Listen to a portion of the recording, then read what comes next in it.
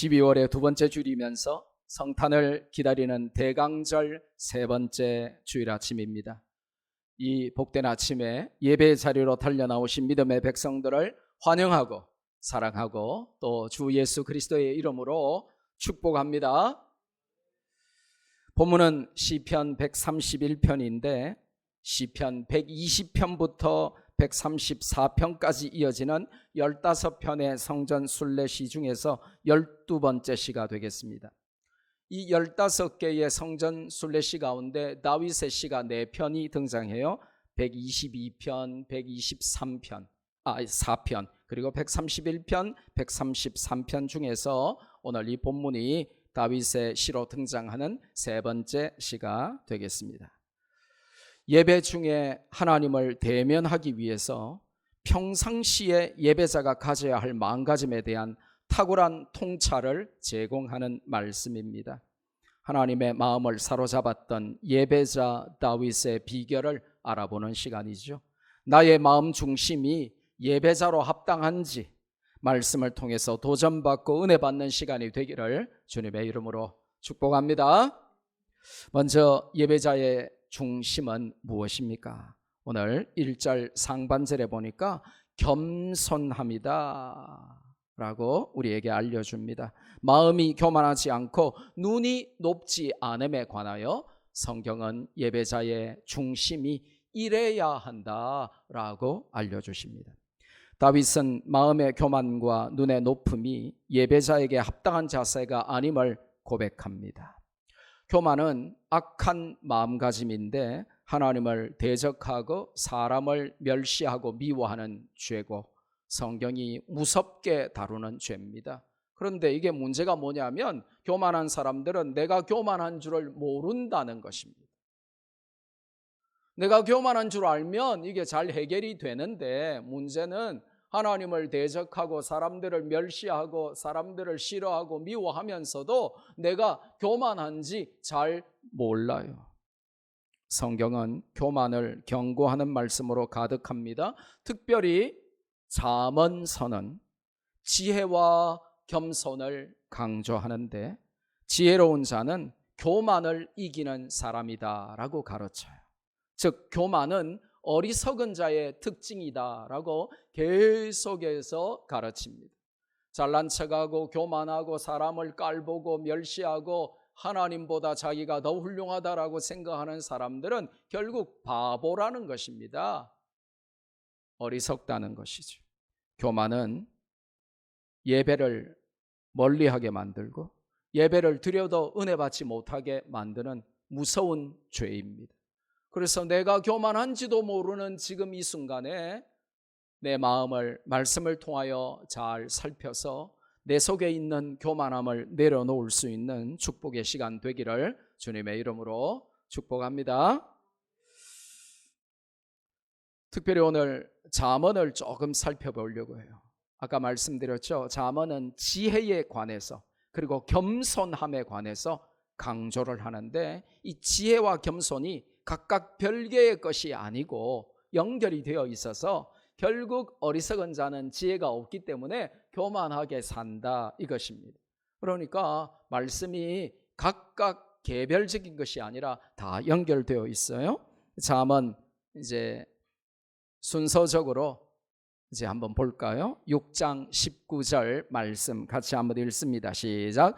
겸손한 자와 함께하여 마음을 낮추는 것이 교만한 자와 함께하여 탈취물을 나누는 것보다 나으니라. 전쟁에 이겨서 금은 보화, 노예들을 다 나누는 그것보다 교만한 자와 그걸 나누는 것보다 차라리 겸손한 자와 함께해서 마음을 낮추는 것이 훨씬 나은 일이다 라고 성경이 알려줍니다.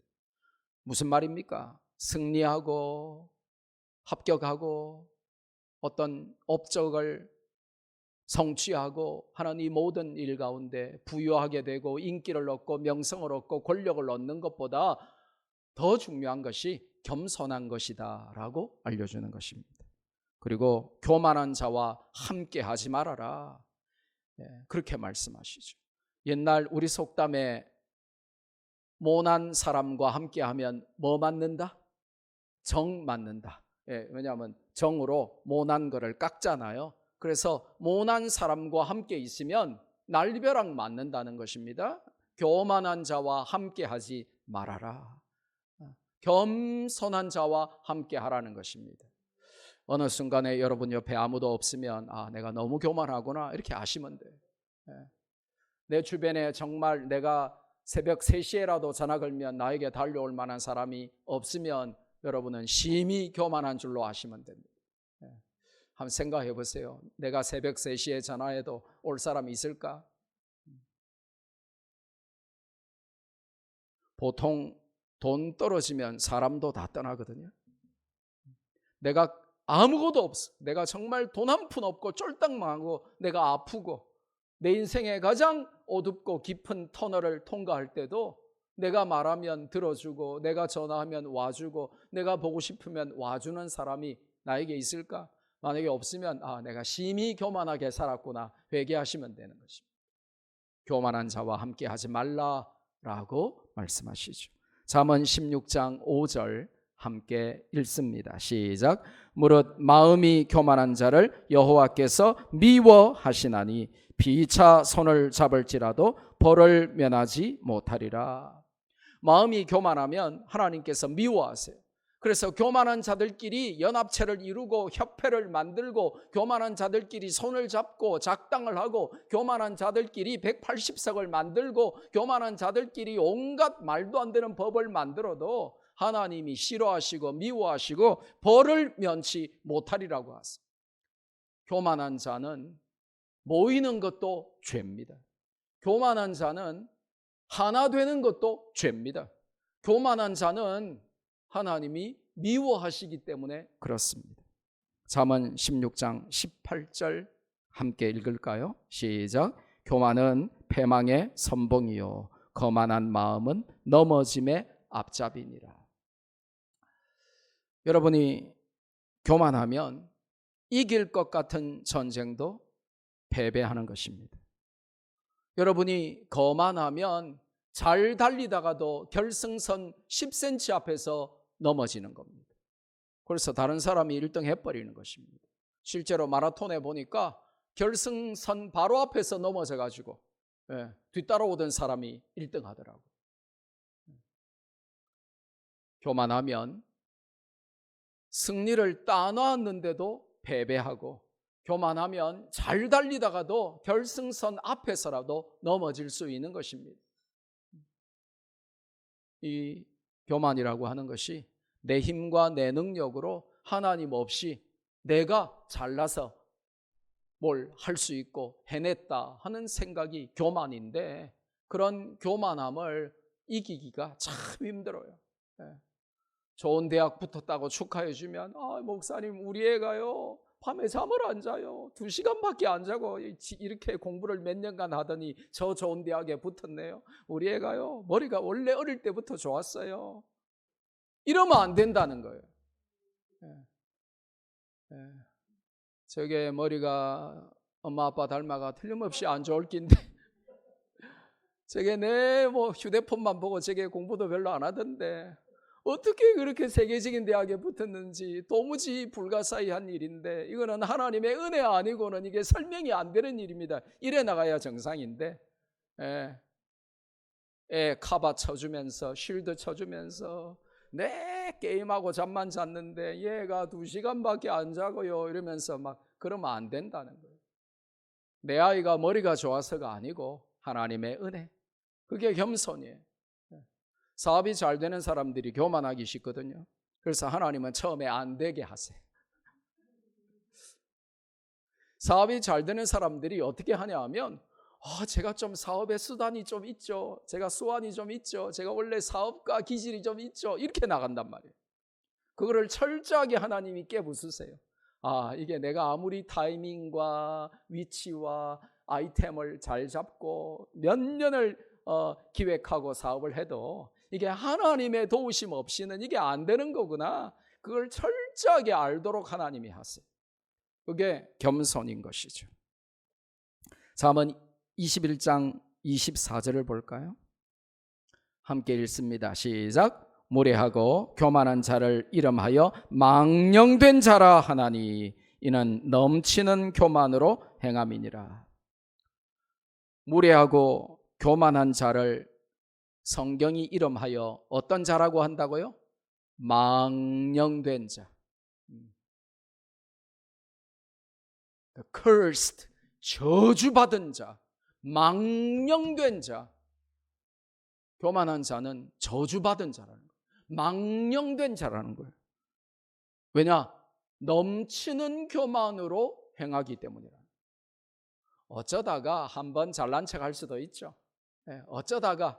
근데 그게 제가 늘 학생들 가르치죠. 한두 번은 실수, 3번 이상 반복되면 실력.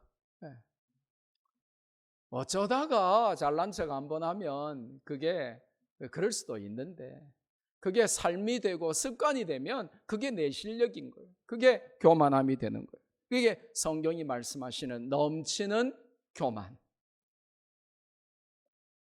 잠언 29장 23절을 읽어볼까요? 함께 읽습니다. 시작. 사람이 교만하면 낮아지게 되겠고 마음이 겸손하면 영예를 얻으리라. 결국 교만한 사람은 자꾸 내리막길 인생을 걸어요.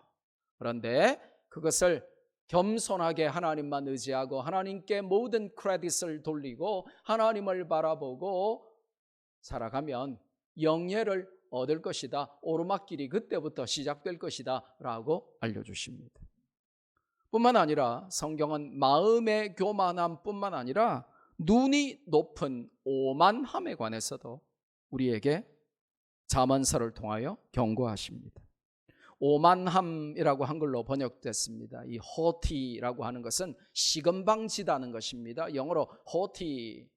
그래서 아이들이 아주 시건방지고 천방지축, 어른도 모르고 막 까불고 돌아다니면 영어로 haughty and naughty, naughty and haughty 그러는데, 이 천지를 모르고 어른도 모르고 부모도 모르고 선생도 모르고 막 까불고 시건방지게 대들고 이런 아이들을 이제 이 naughty and haughty, haughty and naughty 그러는데, 그때 그 haughty가 바로 이 시건방진, 눈이 시건방지다는 것입니다. 하나님 보실 때 이게 한글로 오만 이렇게 번역된 단어예요. 이 오만함은요, 오늘 이 성경 본문에 쓰이는 히브리어 단어는 눈의 악한 상태를 표현합니다. 눈에 병이 왔다는 것입니다. 눈이 병들었다는 것입니다. 그래서 눈이 높음은 마음의 교만이 행동으로 표출되는 첫 단계라고 성경이 보고 있는 것입니다. 옆 사람 눈 한번 보세요. 병들었는지 안 들었는지, 교만해 보이는지 안 보이는지, 심히 오만한지 안 오만한지. 눈에 다리끼 난 거 말고, 눈이 충혈된 거 말고, 눈 안에 하나님도 없고 사람도 없고 부모도 없고 선생도 없고 친구도 없고 천상천하 유아독존, 그러면서 다른 사람을 무시하고 하는 그 오만함, 이 허티니스가 들어있지 않은지 눈을 잘 봐야 돼요. 그런 노래 있죠. 눈으로 말해요. 말하지 않아도 눈만 봐도 대충 사람을 알아요. 그래서 우리 성도들은 째려보지 마세요. 그 별로 안 좋은 거. 그 여학생들 습관으로라도 친구에게 장난으로라도 째려보지 마세요. 엄마에게 째려보지 말고, 학생들 엄마도 자녀에게 째려보지 마세요. 눈이 오만하면 하나님이 싫어하신다 말씀하시고, 성경은 오만한 눈을 경고합니다. 성경 볼까요? 잠언 30장 13절 함께 읽습니다. 시작. 눈이 심히 높으며 눈꺼풀이 높이 들린 무리가 있느니라. 걱정 좀 되죠. 눈꺼풀 세우느라고 1시간 동안 막 눈 세우고 막 심지어 막 열 받아가지고 고데기로 눈 세우고 이런 분들, 눈꺼풀이 높이 들린 무리가 있느니라.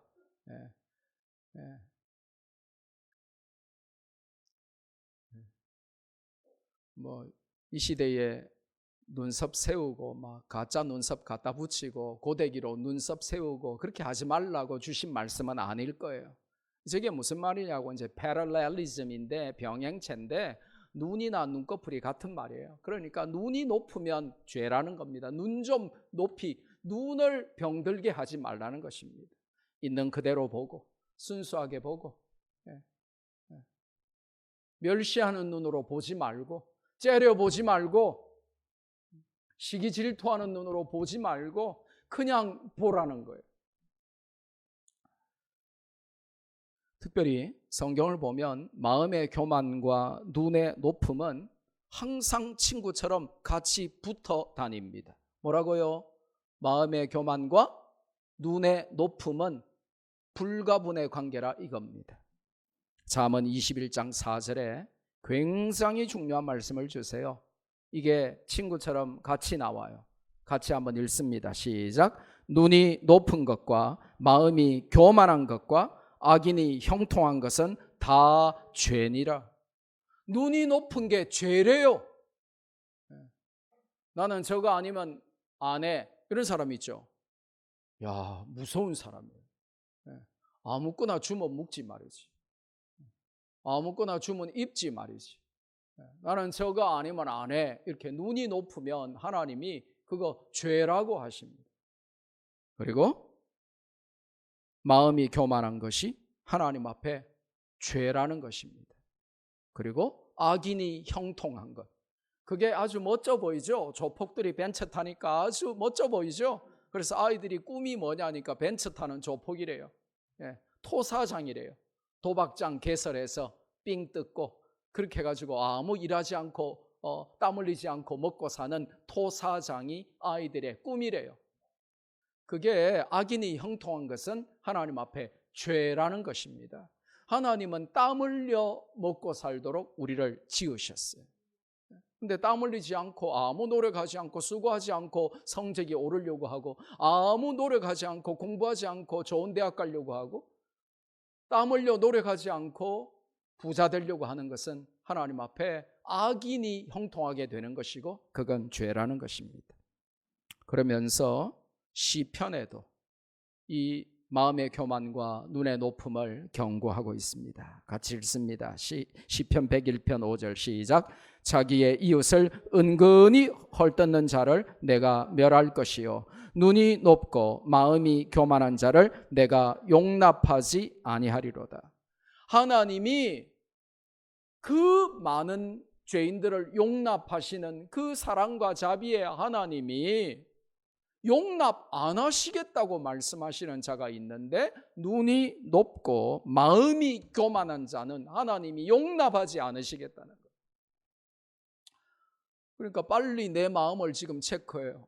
교회 들어올 때 온도계로 여러분 이마에 쫙 쏴가지고 온도 측정하듯이 지금 빨리 내 심장에 손을 한번 얹어가지고 내 마음이 교만하지 아니한지 내 눈은 높지 아니한지 그래서 하나님이 나를 용납하지 아니하시면 어떻게 할 것인지 우리 자신을 잘 돌아봐야 한다고 성경이 말씀하십니다. 이사야서도 심지어 시가서뿐만 아니라 선지서에도 눈이 높고 마음이 교만한 자를 경고하는데 이사야 2장 11절 함께 읽습니다. 시작. 그날에 눈이 높은 자가 낮아지며 교만한 자가 굴복되고 여호와께서 홀로 높임을 받으시리라. 이 교회를 다니면서 설교를 듣고 믿음 생활하면서 자꾸만 내 마음의 교만이 사라져야 돼. 내 눈의 높음, 이게 어떤 뭘 가린다 이런 차원이 아니고 하나님도 안 보이고 사람도 안 보이고 다 나보다 낮게 보이는 이 눈의 높음, 이런 마음의 교만함과 눈의 높음을 해결하라고 하나님의 말씀을 듣고 믿음 생활하고 자신을 처서 복종시키고 교회 피곤하지만 봉사하러 오고 내 스타일이 아니지만 수십 년을 나와 다르게 살아왔고 정말 내 생각과 내 스타일과 다르지만 함께 언약 공동체로 부름받은 성도들을 용납하고 그들을 사랑하고 함께 주님의 일을 동력하도록 하나님이 우리를 부르신 거예요. 그러면서 자꾸 내 못된 이 교만한 마음과 이 높은 오만한 눈을 자꾸만 낮추는 작업을 하는 것이죠. 마음의 교만과 눈의 오만함을 내려놓고 겸손함으로 하나님을 섬기고 이웃을 돌보도록 우리는 구원받았습니다. 베드로전서 5장 5절에 보면 하나님은 교만한 자를 대적하시고 겸손한 자에게는 은혜를 베푸신다 하셨습니다. 교만한 자는 하나님과 싸우는 사람이죠. 그러니까 그 인생이 어찌 평탄하겠습니까? 하나님과 싸우는데 말이죠. 예배자의 삶은 높아지려는 마음과 눈을 낮추어서 하나님께로 고정시키는 과정입니다. 교만하고 오만하면 반드시 하나님께서 손보십니다. 그 전에 하나님이 손보시기 전에 말씀 듣고 스스로 낮출 수 있는 것이 축복이고 은혜죠. 그런 통찰력과 결단력을 얻는 오늘 이 시간 되기를 주님의 이름으로 축복합니다. 예배자 다윗을 통해 배우는 또 하나의 교훈은 마음의 최우선 순위에 관한 것입니다. 다윗은 1절 하반절에 큰 일과 감당치 못할 놀라운 일을 하려고 힘쓰지 않는다고 고백합니다. 세상 일에 별 관심이 없다는 것입니다. 영어 성경에는 I do not concern 이라고 번역했는데 나는 별 신경 안 써요. 나는 거기에 마음 안 뺏겨요. I don't concern 이렇게 번역을 했다는 것입니다. 이 말은 꿈이나 목표나 비전이 없다는 말이 아닙니다. 허세를 버리고 은혜 받는 일에 집중한다는 뜻입니다. 예배에 실패하는 자는 세상의 큰 일에만 목숨을 걸어요. 능력 밖의 일을 추진하며 허세를 부립니다. 가장 큰 일은 예배임을 모르기 때문에 세상의 큰 일에만 몰두하고 예배를 가볍게 여기는 것입니다. 예배의 가치를 모르면 예배가 가장 중요하고 큰 일임을 망각하게 됩니다. 또한 하나님을 떠나면 마음이 교만해지고 눈이 높아져서 자신이 감당하지도 못할 일에 시간과 물질을 쏟아 붓는다는 것입니다. 예배보다 더 중요한 일은 없는데 말이죠. 이 예배에 시간과 물질과 에너지를 다 쏟아부어야 되는데 말이죠. 이 말씀은 하루 종일 예배만 드리라는 말이 아닙니다. 예배가 내 모든 일에 가장 첫 번째 오는 최우선 순위에 있다는 말입니다. 하루의 일과 일주일의 일과 내 인생의 일과를 내 인생의 중요한 이 priority 우선순위를 정할 때에 항상 내 삶의 1번이 예배여야 한다는 것입니다. 그런데 우리는 1번, 2번, 3번, 4번 다 해놓고 이제 남으면 마지막에 예배라고 적으니까 예배의 이 엄중함, 예배의 소중함, 하나님이 우리에게 가지라고 하시는 이 first priority에 관한 게 무너져 버린 거예요. 그러니까 기초가 하나도 없으니까 모래성을 쌓는 인생밖에 안 되는 것입니다. 기초가 없는 거예요. 영어를 잘하려면 기초가 튼튼해야 돼요. 수학과학을 잘하려면 말할 것도 없이 기초가 튼튼해야 돼요. 기초가 없는데 뭘 공부를 하겠습니까? 그래서 기초가 참 중요해요. 영어의 기초는 뭔 줄 아세요? 가장 제일 밑에 기초가 뭔 줄 아세요? 단어예요. 단어. 단어가 모여서 수거가 되고 단어 수거가 모여서 문장이 되고 그 문장이 모여서 내가 쓰고 내가 읽고 하는 모든 게 되는 거예요. 그래서 이번 겨울에 저는 스파르타 교육을 우리 학생들에게 혹은 자원하는 어른들에게 스파르타로 이번 겨울에 두꺼운 책 한 권 한 7,000단어 떼려고 합니다. 한 푼도 돈은 안 받을 겁니다. 제가 돈을 받으면 1인당 한 1,000만 원은 받아야 돼요. 제가 대한민국에서 돈 제일 많이 버는 끝장영어 선생이었습니다. 지금 연세대 석사 박사하고 지금 3급 공무원으로 일하는 우리 교회 초대 대학부 회장 최재우 군이 고신대학교 들어가기 전에 고등학생 때 낙제생이었고 고신대학도 2차, 3차 모집으로 겨우 들어갔는데 군대에서 빠따 한 1,000대 맞고 제대하고 정신 차리고 그런 친구들이 있어요. 꽃이 아니라 나무. 예, 예. 근데 그때 말씀교회가 개척됐단 말이죠. 이 친구가 고신대 자연과학부 학생회장 하면서 고신대학 학생인데 우리 교회 나왔단 말이에요. 근데 자기 꿈이 연세대 대학원 가는 거래요. 오 마이 갓. 학교 다니면서 낙제하고 군대 갔다 와서 이제 막 정신 차리고 공부했는데 영어 하나도 모르는데 영어 시험 치는데 무슨 연세대 대학원을 간단 말입니까? 근데 저보고 도와달라고 하는 거예요. 근데 딱 보니까 이 눈빛이 진실된 거예요. 제가 말했습니다. 근데 내가 하라는 대로 하겠냐? 그러니까 자기는 죽으라면 죽겠다는 겁니다. 야, 우리 성도들, 제가 죽으라 하면 왜 나를 죽이려고 하십니까? 이럴 거 아니에요. 제가 죽으라고 하면 함집사 죽겠나? 우리 학원사님 죽겠나? 야, 절대 안 죽을 거야. 근데 이 친구가 목사님이 죽으라면 죽겠다는 거예요. 그래, 그럼 해보자 해가지고 제가 영어 하나도 모르니까 제일 두꺼운 단어집을 2권 샀어요. 지 하나 주고 제 하나 주고. 그리고는 매일 저에게 단어 200개씩 확인 맡으러 오라고 했습니다. 여러분, 매일 200개씩 외우는 게 그게 쉬운 일이겠습니까? 근데요, 저는 이 친구 딱 첫날에 될 줄 알았어요. 200개 외워와서 시험 치는데 1개 틀리는 거예요. 199점. 둘째 날에는 막 억울해가지고 잠을 못 잤대요. 1개 틀렸다고. 그래가지고 200점. 보통 안 되는 친구들은 이러죠. 3분의 1이나 맞았네. 할렐루야. 이러면서. 야, 반이나 맞았네. 할렐루야. 이러죠. 그러니까 영원히 안 되는 겁니다.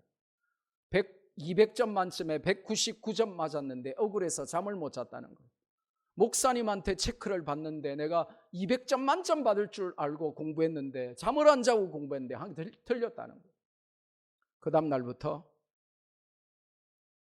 1년이 넘는 시간 동안 단어책을 몇 개를 떼면서 공부를 하기 시작합니다. 자, 단어가 이제 다 되니까 수거도 다 되고 단어 수거가 되니까 문장이 되고 그러다 보니까 뭐 연세대 대학원 시험에 가볍게 합격하고 그러고는 석사 잘 마치니까 또 박사, 연세대 박사 해가지고 우수한 성적으로 졸업해가지고 지금 이제 35살짜리가 지금 3급 공무원 시험에 합격해가지고 우리나라 이 보건정책을 하는 친구가 됐어요. 야, 놀라야 될 때 여러분이 안 놀라시면 제가 놀란다 그랬죠. 이번 겨울방학 때 제가 또 한 명이 되든 2명이 되든 초딩은 안 배워줍니다. 초딩은 기회가 많기 때문에 적어도 9학년 이상, 고딩들 이상 목숨 걸고 한번 해보겠다 싶은 친구는 저한테 오시고 아이고 나는 목숨은 안 걸래요 이런 친구들은 안 와도 돼요. 그게 여러분이 다른 데 열심을 품고 눈이 높으면 큰일 나고요. 나 자신을 쳐서 복종시켜 실력을 쌓는 일에 눈이 높아야 돼요. 그게 참 중요한 것입니다. 그런 학생들이 좀 나오면 되겠어요. 좋겠어요. 이번에 목숨 걸고 한번 내가 영어의 대가가 한번 되어보겠다. 이번 겨울방학 딱 지나면 여러분의 실력은 영어가 한 3배, 4배, 5배로 올라져 있을 거예요. 갈등하는 학생들.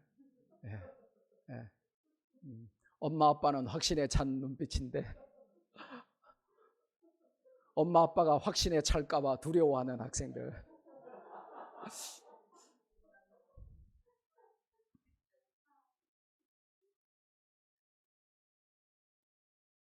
사업도 공부도 건강도 예배보다 더 우선일 수는 없습니다.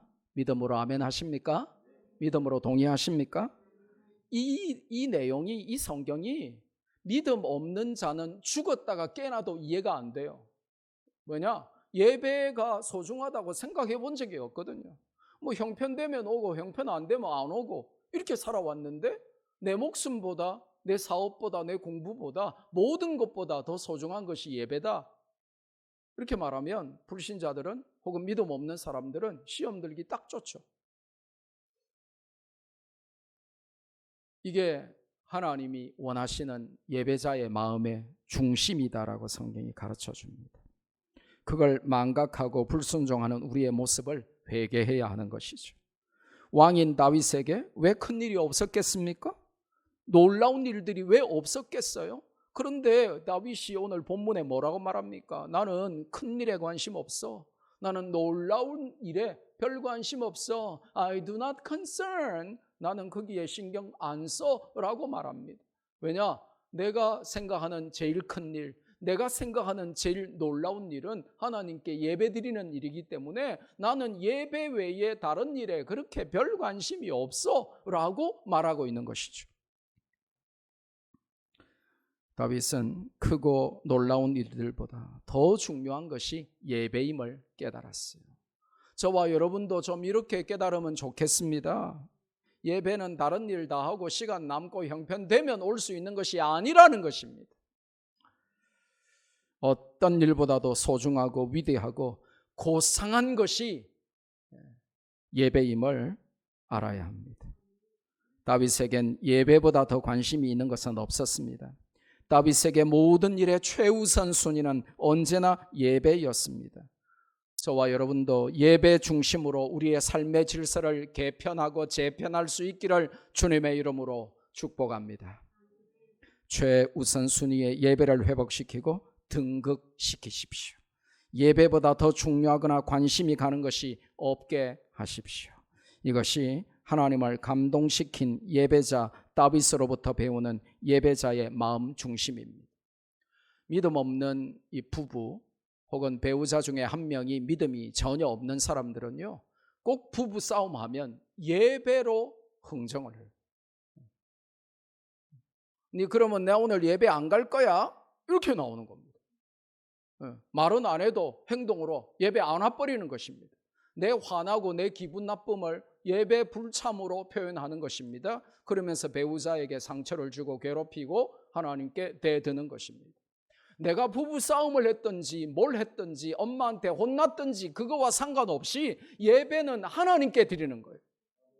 그러니까 부모에게 혼났다고 혹은 꼴보기 싫은 친구가 있다고 혹은 부부싸움 했다고 예배를 가지고 흥정하는 것은 정말 나쁜 태도인 것입니다.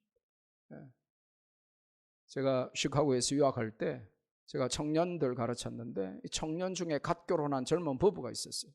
어느 날 교회에 안 나온 겁니다. 주일날. 그래서 제가 바로 전화했죠. 왜 교회 안 나왔냐 이러니까 교회 다 와가지고 집에 갔다는 것입니다. 그리고 왜 교회 다 와가지고 집에 갔냐 이러니까 마누라 운전 연습을 교회에 와가지고 1시간쯤 일찍 와가지고 교회 주변에서 이렇게 운전 연습을 시켰는데 절대로 부부간에 운전 연습 시키면 안 돼요. 학원은 왜 있냐 말이에요. 마누라 운전 가르쳐 주다가 열받아가지고 막 이제 지적질을 하니까 마누라가 좀 착했으면 되는데 마누라 똑같거든 신랑하고. 그러니까 막 붙은 거예요. 그러니까 둘 다 열받아가지고 에이 집에 예배 안 가 이러니까 나도 안 가 이래가 집에 가버린 거예요. 이게 예배를 가지고 흥정을 하기 시작하면 큰일 나는 것입니다. 저주를 자청하는 것입니다. 그러니까 내 배우자가 기분 나쁘다고 부부싸움 했다고 혹은 엄마한테 혼났다고 혹은 뭐 친구하고 싸웠다고 예배를 가지고 흥정하려고 하면 안 돼요. 그는 마귀가 주는 마음입니다.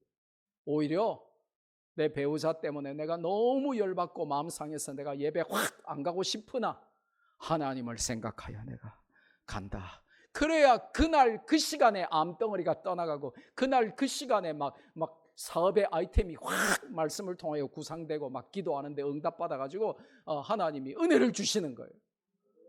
근데 걸핏하면 예배 빠지는데 울고 싶은데 뺨 때린 격으로 막 싸움했다고 아이 잘됐네 교회 가기 싫었는데 이 핑계로 안 가야지 이래버리면 이게 이제 망하는 길로 가는 것입니다. 네, 따라합시다. 앞으로 예배 빠지기는 텄다. 이 말씀 듣고 앞으로 예배 빠지기는 텄어요. 아멘.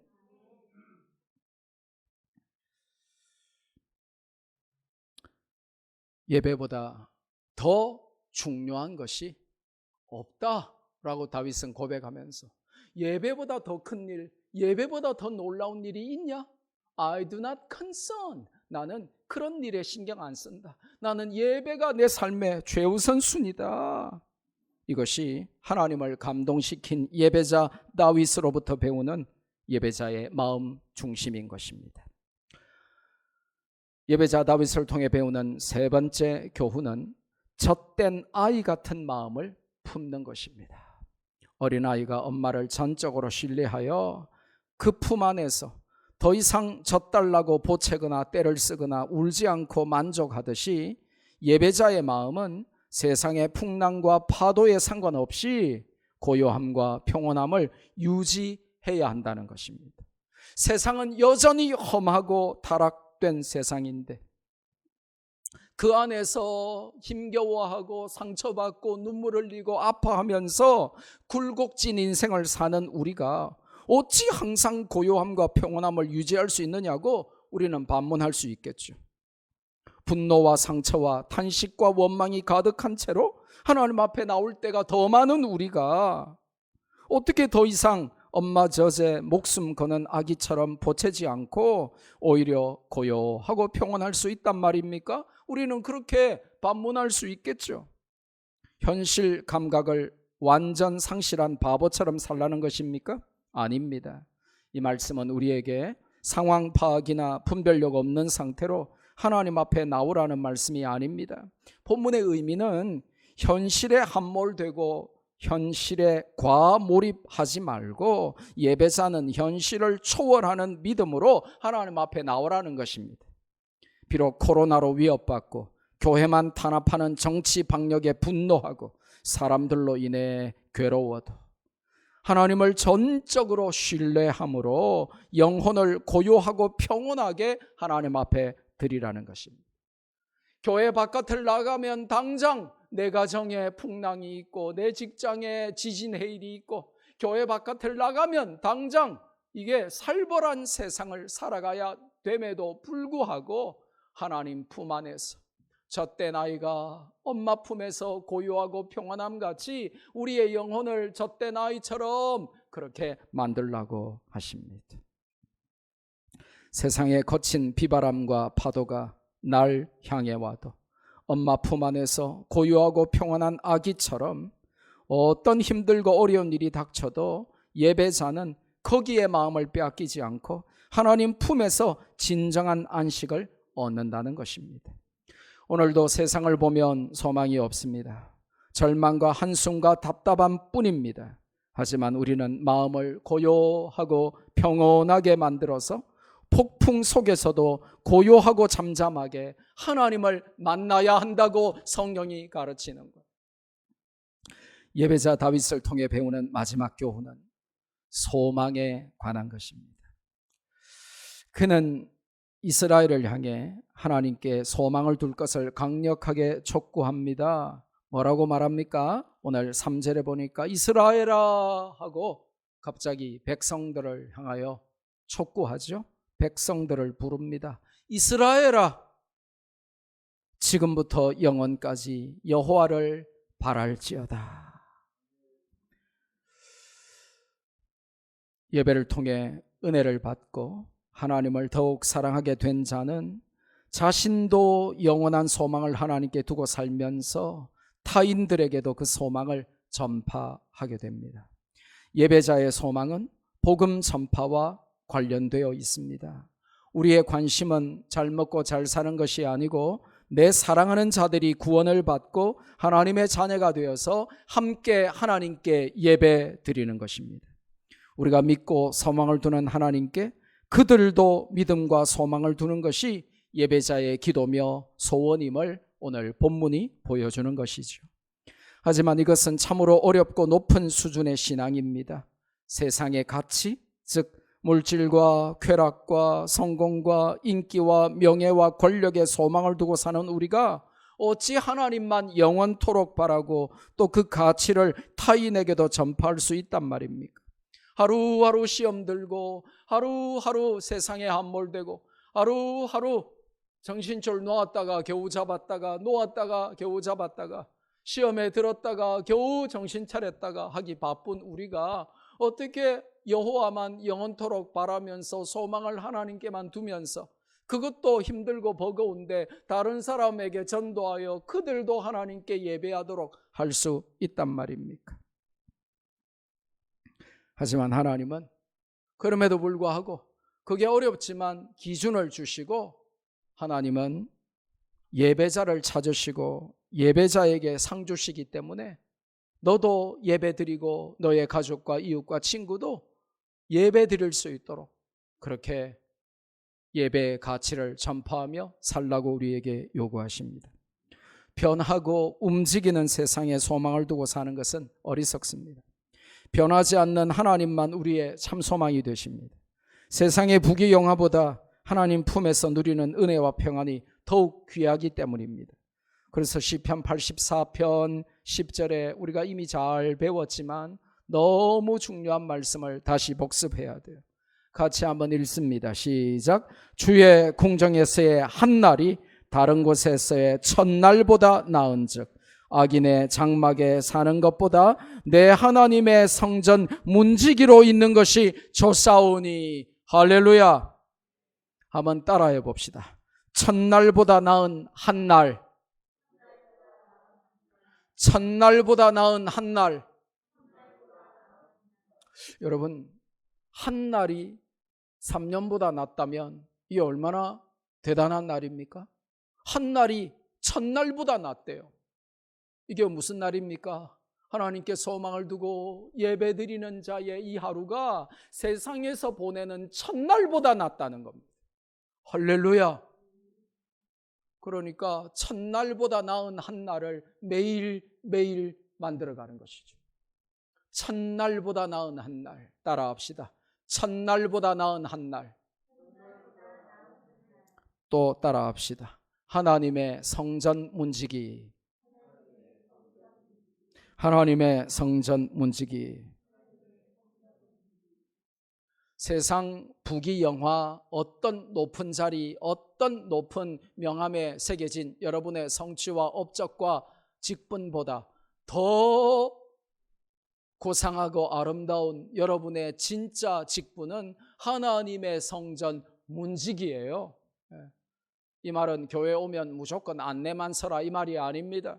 우리 모두 성전 문지기가 되어서 예배의 자리에 참석하는 말석 은혜라도 받으며 그 문지기가 받는 은혜라도 부스러기 은혜라도 내가 사모하는 마음으로 그렇게 살라고 성경이 가르칩니다.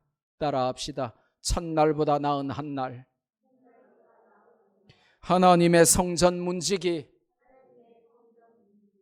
이번 한 주간 여러분의 카톡 프로필로 이 두 가지를 권유합니다. 제가 왜 이렇게 하냐 말씀드렸죠. 이 기호학이라고 하는 게 있는데 이게 공동체를 하나로 묶어주는 굉장히 중요한 사인이에요. 니캉 내칸 같은 편이다 이거예요. 우리는 같은 가치를 공유하고 같은 목표를 향해 나간다 이거예요. 세상이 알 수 없고 줄 수 없는 어떤 우리만 가지는 가치가 있다는 거예요. 거기에 나는 목숨 건다 이거예요. 그래서 동조하는 자들이 늘어나고 모르면 물어보고 그러면 묻는 자에게 이 가치를 설파하고 그들도 그 가치에 동참하게 만드는 거예요. 그래서 이런 게 굉장히 중요한 거예요. 예, 개 사진만 올려놓지 말고. 뭐 제가 알고 하는 거 아닙니다. 보통 개 사진을 많이 올리더라고요. 또 뭐 그날의 기분을 많이 올리더라고. 꿀꿀해 이러면서. 그런 거 쓸데없는 거 쓰지 말고 이번 주에는 뭐 쓰라고요? 이게 여러분 평생 쓰면 좋은데 우리가 은혜 받은 거를 매주 이렇게 써서 일주일 동안 묵상하고 리마인드 시키고 이렇게 하기 위해서 우리끼리의 거룩한 구별되는 구호를 만드는 거예요. 이게 굉장히 공동체에 중요한 것이고 자신의 신앙 고백에 중요한 것입니다. 사자 올리라고 했더니 안 올리는 분들이 너무 많아요. 제가 안 볼 것 같죠? 다 들어가서 봅니다.